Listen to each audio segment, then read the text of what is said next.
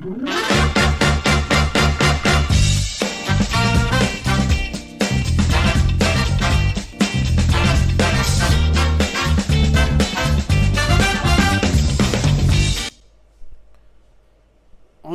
politiques et sécuritaires au Congo-Kinshasa, la lecture du FNSD. Il s'agit bien entendu du Front des nationalistes pour la solidarité et le développement. Je reçois son secrétaire général sur ce plateau. Flavien Massounda, reçu par Fabien. Par moments, ça sonne comme le même prénom, mais c'est différent.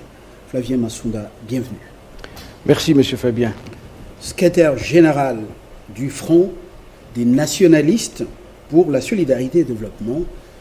Vous vous occupez également de la politique de ce parti politique, membre de l'Union sacrée de la nation.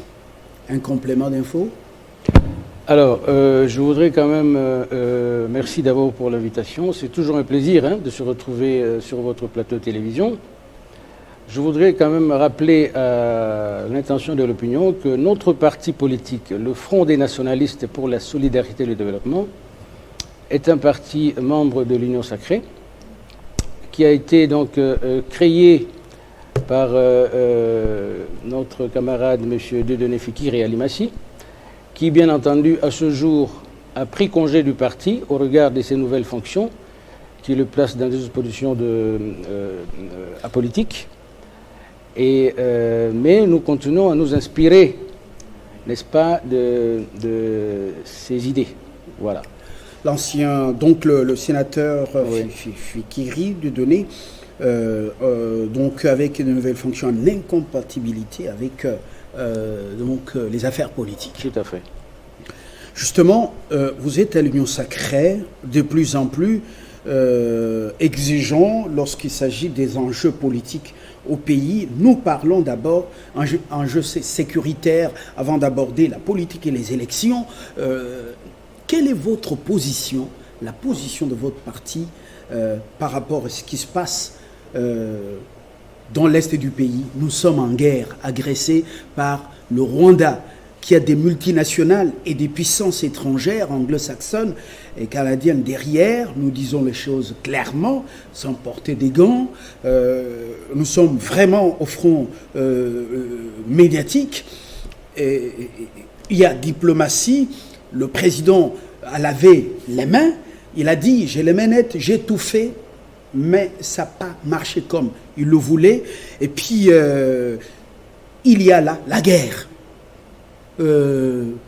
Sans le dire ouvertement, au moment où les FARDC ont le vent en poupe contre ces incirconcis, l'ONU s'active, l'Union africaine s'active, les États-Unis et d'autres puissances pour dire voilà, il faut des sanctions. Quelle est votre lecture personnelle ? Alors, je vous remercie pour la question. C'est vrai, vous l'avez dit. Une agitation de ces puissances qui utilisent le Rwanda ou tout simplement une façon de nous distraire. Oui. Alors, nous, au FNSD, bien entendu, nous suivons l'actualité. Et l'actualité, elle est celle-là. Elle est celle-là. Et j'en profite aujourd'hui, au moment où cette actualité est donc au devant de la scène politique, pour donner la position du parti. Et puis après, je vais développer notre lecture de la situation. Alors, nous, au niveau du FNSD, nous saluons la déclaration du chef de l'État, qui a dit clairement, comme vous l'avez dit, quel est notre agresseur et quelles sont les puissances et les acteurs qui instrumentalisent cette agression et à des fins que nous connaissons tous aujourd'hui. L'exploitation de nos richesses, la déstabilisation permanente de la RDC, etc., etc. Donc nous saluons la déclaration du chef de l'État qu'il a faite dernièrement. Nous soutenons nos forces armées et nous disons ceci. Cette situation d'instabilité, d'insécurité et de guerre à l'Est n'est pas nouvelle pour nous. Depuis que notre pays a accédé à l'indépendance, Il y a toujours eu ce genre de situation. Rappelez-vous en 60, lorsque la Belgique, regrettant l'indépendance, a soutenu Moïse Tchombé. Rappelez-vous l'épisode, l'épopée de Jean Scram dans le sud Kivu. Rappelez-vous la guerre des 80 jours, on a instrumentalisé les ex-gendarmes katangais. Après 20 ou 30 ans, ils étaient déjà des vieux, mais on les a ressuscités. Donc ce n'est pas nouveau. Je pense que aujourd'hui, la RDC et son président, le président Félix Tshisekedi, sont aux prises à cette même réalité. La RDC fait l'objet de convoitises des grandes puissances. Ce n'est pas nouveau. Maintenant, ce qui est important aujourd'hui, parce que vous la maîtrisez, vous, Flavien Massounda, en tant qu'acteur politique. Mais dites-nous concrètement, à ce stade, les FARDC ont le vent en poupe, la mobilisation au pays est en train de réussir, toutes les provinces actives, les chefs traditionnels, les jeunes, vous voyez ce qui se passe. Et l'ONU vient dire, nous, on ne vous a pas interdit d'acheter des armes. On envoie un membre du Conseil de sécurité, qui est le Gabon, membre du Conseil de sécurité non permanent. Également, on semble nous renvoyer à Nairobi, donc dialogue de l'ONU.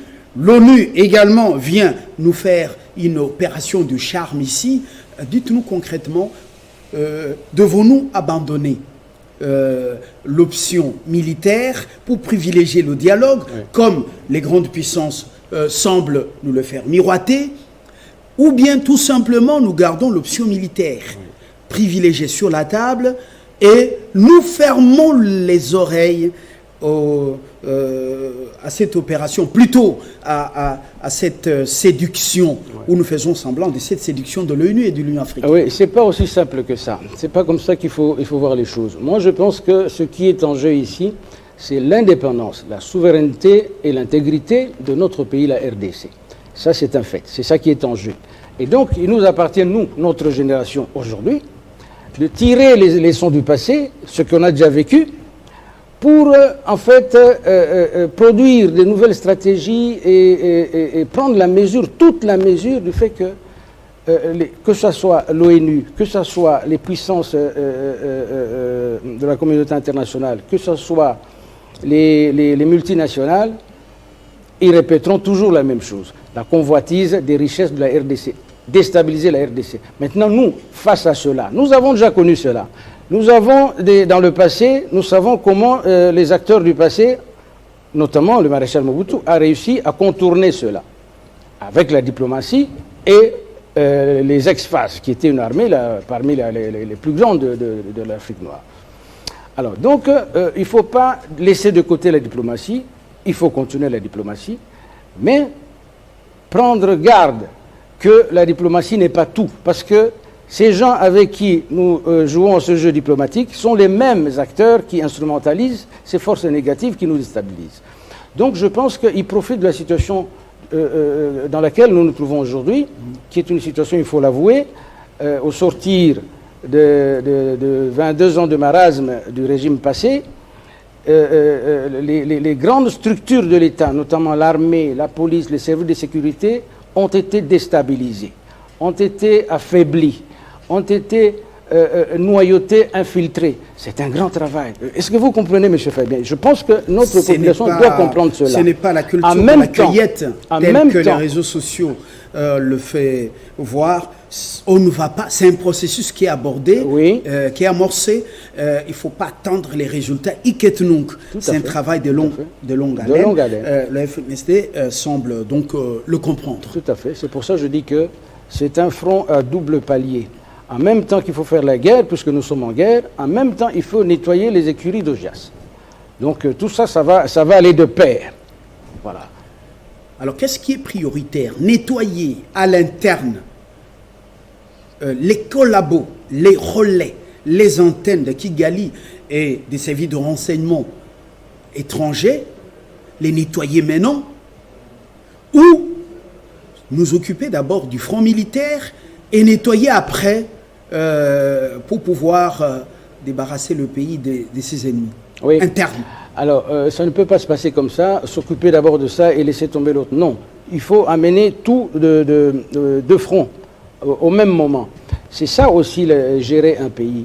Je vous l'ai dit, nous, au niveau du FNSD, vous l'avez remarqué, nous évitons tout ce qui est hystérie. Hein, nous ne crions pas toujours, mais nous sommes parmi les gens qui sont,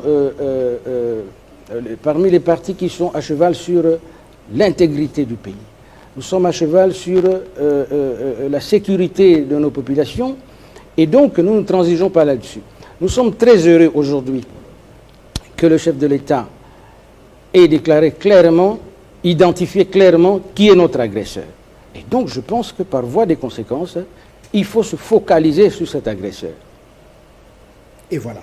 Les deux, sans oublier aucune option, on garde la diplomatie sur la table, on accélère beaucoup plus sur le front militaire, sans interrompre le dialogue, mais aussi nettoyer à l'interne de la bonne manière pour décourager les traîtres, les relais, les infiltrés, et surtout rester l'œil vigilant dans les portes du pays. C'est en résumé ce que pense le FNSD, sans oublier que ce n'est pas un travail dont le résultat final est attendu après 2 jours ou à la fin de cette année. C'est un travail de longue haleine. Élection. Oui. Vous y croyez encore? Kouamout semble s'apaiser. On dit main noire. Moi, je ne parle pas d'une main noire. Je parle d'une main invisible. Mais il semble qu'elle est déjà identifiée. L'instabilité dans l'Est. Kadima rassure. Dernièrement, il était en Corée du Sud. Est-ce que vous croyez aux élections? Vous êtes prêt à y aller si réellement elles sont organisées selon le deadline ou dans le deadline? Ah oui. Alors, nous sommes des démocrates. Donc, les élections, c'est vraiment le bienvenu pour nous. Alors, croire aux élections. Oui, nous croyons aux élections. Oui, nous voulons aux élections. Oui, nous nous préparons pour ces élections. Maintenant, il y a des réalités telles que la guerre, il y a des réalités telles que les instabilités dans tel ou tel territoire, etc. Mais maintenant, ça c'est le rôle de l'État. Il faut que l'État arrive à mettre un terme à tout cela. Et pour cela, je pense qu'il ne faut pas y aller par des demi-mesures. Il ne faut pas y aller par des demi-mesures. De la même manière que je dis qu'on a identifié notre ennemi face à l'insécurité à l'Est, et donc il faut se focaliser là-dessus. Et de la même manière qu'il faut se focaliser pour sécuriser ces territoires, afin qu'on respecte les délais pour aller aux élections. Parce que, ma foi, les élections, c'est quoi?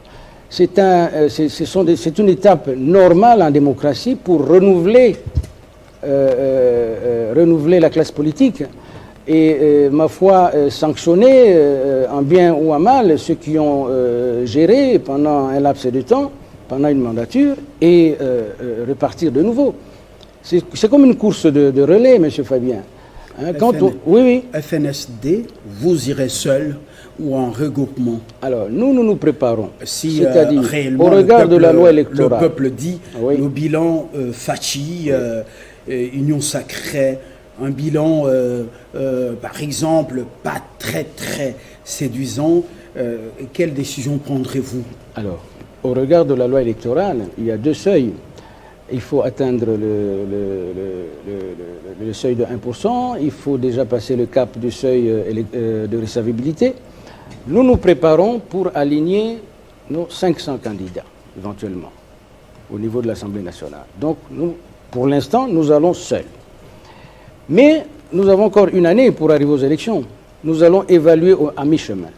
À mi-chemin, nous allons évaluer pour savoir si on peut continuer à aller seul ou rejoindre un regroupement, ou créer un regroupement, parce que nous avons déjà un regroupement FNSDA. Il y a l'Union Sacrée de la Nation. Comment vous êtes en train d'hésiter là? Non, on n'hésite pas. Il y a des plateformes électorales. Alors que la FDC ne jure que par Fachi, nous ne jurons que par Fachi, et d'autres formations politiques, FPAU. Comment vous êtes hésitant? On attend encore, on a une année, voir si on ira seul ou en regroupement. Alors, ce n'est pas une hésitation, ce sont des calculs politiques, parce qu'en politique, tout est calcul, tout est calcul, tout est calcul. Nous avons encore une année. Pour l'instant, nous sommes sur l'option d'y aller seul, aligner nos 500 candidats. Et nous y travaillons. Vous vous rappelez que nous avons fait la tournée de certaines provinces. pour consolider nos bases. Et nous sommes dans cette lancée-là. Et ces provinces, ces fédérations ont fourni nos candidats de notre parti au niveau de chaque siège potentiel. Donc vous, vous préparez déjà pour 2023. Nous nous préparons Alors pour 2023. dites-nous concrètement, est-ce que les femmes et les jeunes, oui surtout la jeunesse et les femmes, est-ce qu'elles sont prises en compte? C'est prévu par la loi. Dans les sélections que vous faites. C'est prévu par la loi. Nous sommes en train d'y veiller. Équilibrer le genre et la jeunesse. Ça, c'est vraiment notre cheval de bataille. Alors, comment exactement se fait les recrutements pour que ces deux catégories de personnes, femmes et jeunes, soient vraiment représentatifs? Alors, le recrutement, pour nous, ce n'est pas compliqué, parce qu'au niveau de toutes nos fédérations, nous travaillons depuis un certain temps, ce n'est pas d'aujourd'hui.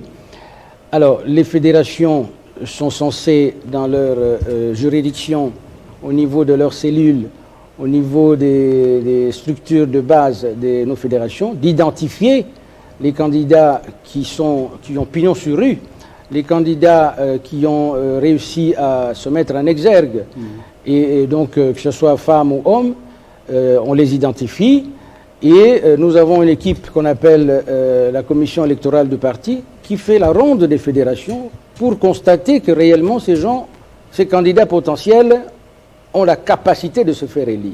Et à ce moment-là, le parti les accompagne. Donc au niveau de la sélection, nous n'avons aucun problème. Là, c'est au niveau des élections nationales, législatives nationales et législatives provinciales. Le socle pour le Parlement qui est bicaméral. Et celui-là, oui. Mais parlons quand même de la présidentielle. Au début, je vous ai provoqué un peu. Oui. Je vous ai provoqué. Mais on en arrive quand même.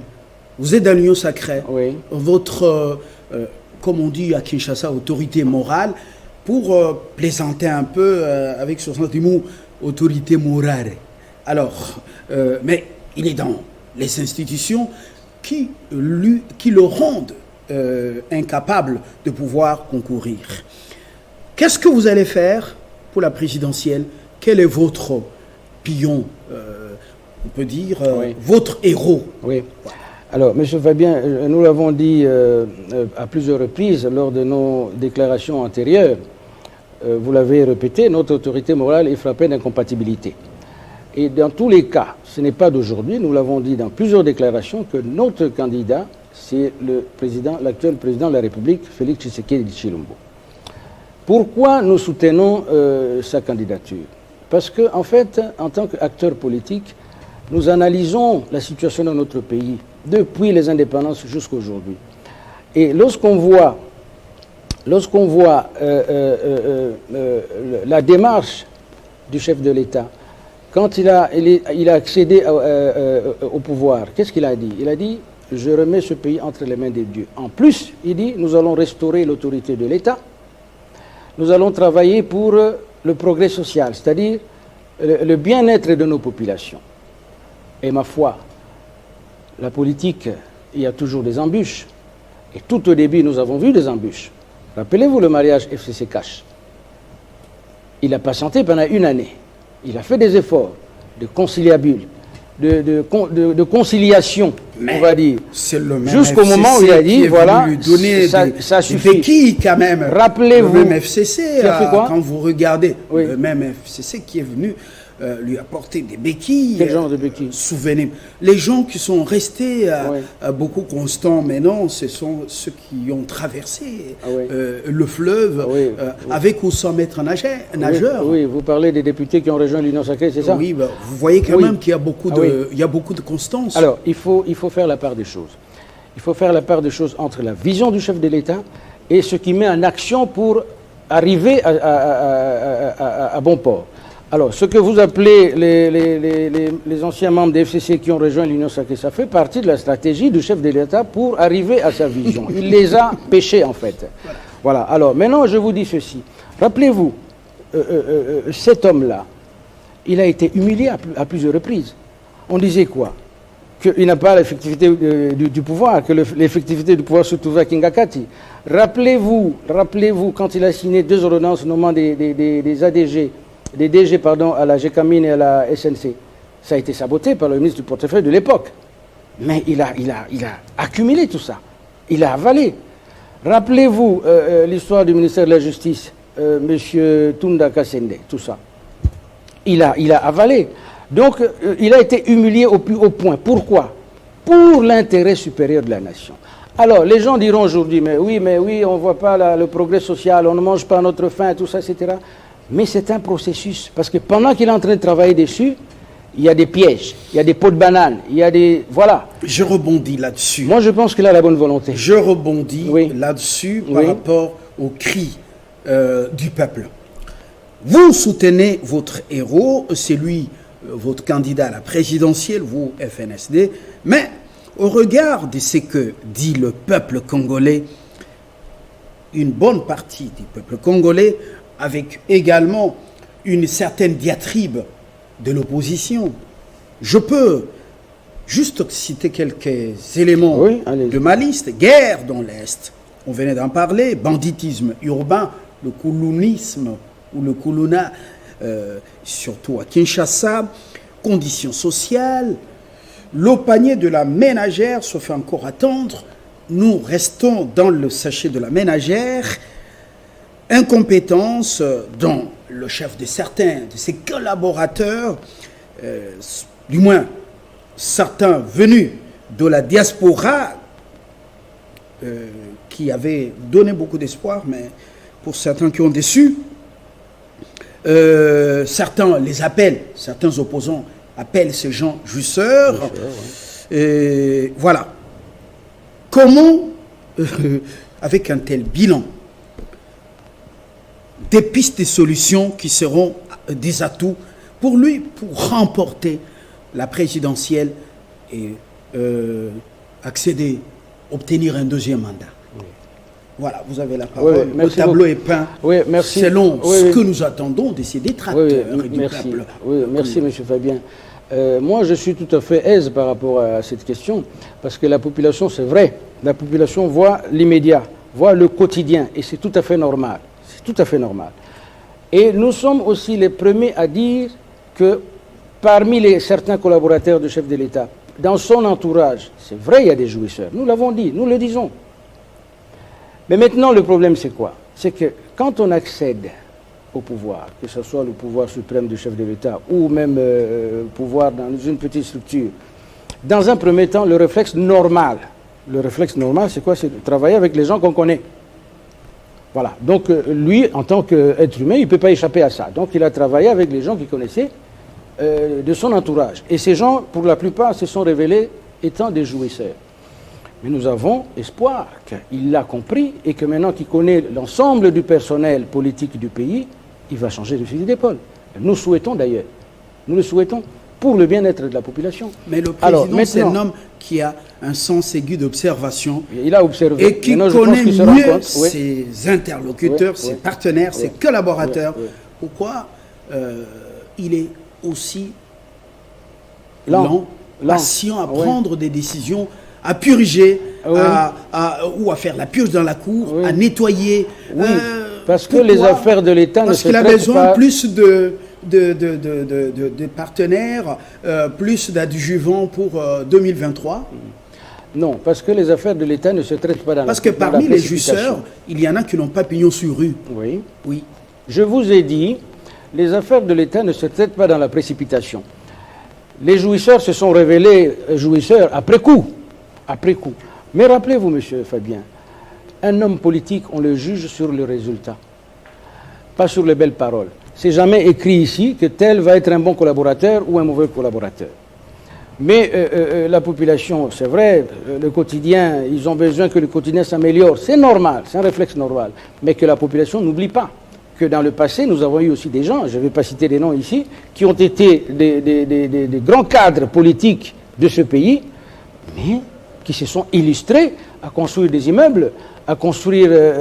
Alors, si on devait fouiller, moi, si j'étais éventuellement ministre de la Justice, mais moi je vais commencer par là, Je vais commencer par là, M. Fabien. C'est pas le procureur général de la République? Oui, là nous sommes dans le chercheur d'infraction. Oui, dans le formalisme. Mais quand un régime est en place, qu'il veut nettoyer, qu'il veut remettre le pays sur les rails, Oui. le gouvernement peut initier des actions. Donc on a un gouvernement qui dort beaucoup. Je souhaite que le gouvernement renforce son action. Renforce son action. Et moi, à mon avis, qui commence ce qu'on évite là, on évite, ah non, il ne faut pas fouiner dans le passé. Moi, je crois qu'il faut fouiner dans le passé. Voilà. Il faut fouiner dans le passé. Monsieur Massounda. Et je crois qu'il est temps maintenant qu'on déboulonne, enfin c'est le terme consacré, moi je pense qu'il est temps qu'on montre l'exemple en serrant tous ceux qui ont été prédateurs de l'économie de notre pays et pas seulement de l'économie, et des mœurs de nos populations. Monsieur Massounda, c'est pratiquement à la fin, mais un petit mot là. On apprend que dans la mobilisation, ou pour la mobilisation estudiantine à la Chopo, précisément dans la ville de Kisangani, avant-hier, le FNSD a donc donné une contribution détail par l'appel à la mobilisation lancé par le chef. Est-ce que c'est vrai ou c'est... Oui, c'est tout à fait vrai. Juste, oui, c'est tout à fait vrai. Et ce n'est pas seulement à la Chopo. Ça montre que nous soutenons notre candidat, le chef de l'État. Nous soutenons nos FARDC, et pas seulement à la Chopo. Au Maniema, quand la guerre a commencé, le FNSD a marché au Maniema. Ce samedi, notre fédération du bas-fleuve du Congo central va marcher dans la ville de Boma. Donc vous voyez que nous ne dormons pas. Le FNSD, ce n'est pas seulement le siège ici. Nous avons des acteurs, des animateurs du parti dans différentes structures au niveau des fédérations, au niveau des provinces, qui s'activent dans ce sens-là. Flavie Massounda, je vous remercie. Boma, qui est votre fief, oui. Le bas-fleuve. Oh, Boma, dans l'âme. Voilà. Merci d'avoir donné de la voix au nom de FNSD sur les enjeux politiques et sécuritaires du Congo. À très bientôt pour peut-être une autre lecture de ces événements. Très bonne suite de programme sur votre chaîne. Je vous remercie.